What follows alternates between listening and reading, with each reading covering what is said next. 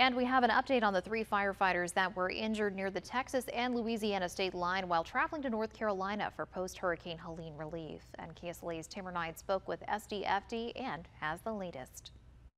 The San Diego Fire Rescue Department fleet traveled nearly 80% of the way when the untimely crash happened that critically injured Battalion Chief Aide Barbat and Captain Jesse Shultz.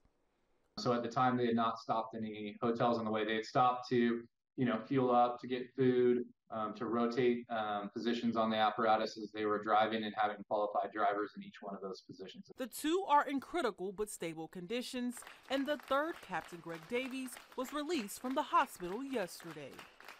They were involved in some sort of an accident and on the freeway, and then a second vehicle struck them. The journey to North Carolina has been cut short.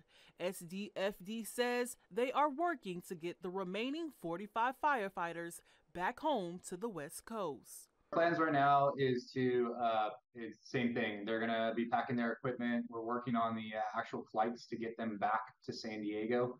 And so in the next coming days, probably 2 to 3 days, we'll probably have those members flying back home to San Diego who are on the team.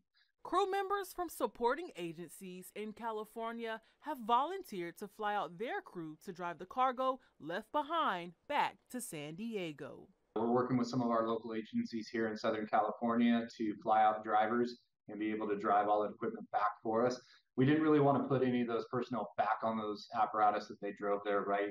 We want to get them home, be there with their families. Assistant Chief Aide says members of SDFD will remain in the Shreveport-Bossier area until Barbat and Shultz are released from the hospital. We as San Diego Fire will always have someone there with the family, and so we're working on a plan right now, rotating to ensure that until both of our firefighters make it home back to San Diego, there will be a representative from San Diego, whether it be with the families, with our hurt firefighters that are there in the hospital. Tamara Knight, KSLA News 12. And don't forget that you can help out as well. The San Diego Fire Rescue Foundation has set up a fund to support the firefighters and their families as they navigate this unimaginable crisis. Now you can find a link to donate to the first responders on our KSLA News 12 app and at KSLA.com.